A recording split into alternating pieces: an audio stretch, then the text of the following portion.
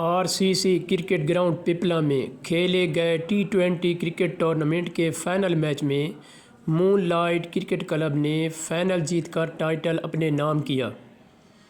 Pakistan cricket club के खिलाड़ी Mohammad Naeem lefty ने शानदार फाइट करते हुए जिम्मेदाराना और जारहाना बैटिंग की और 87 रन्स बनाकर नॉट आउट रहे, लेकिन मूनलाइट के खिलाड़ी खानजादा की शानदार फील्डिंग, जिसने जंटी रोड की याद ताज़ा कर दी और बहुत शानदार मगर क्लोज रन आउट करके फैसला अपने और अपनी टीम के हक में कराकर फाइनल जीत लिया। रन आउट ना होता तो नईम लेफ्टी सामने आ जाता और 12 रन्स बन जाते। 4 बॉलों पर 12 रन्स दरकार थे, जो कि नईम आसानी से बना लेता जिस तरह वो खेल रहा था।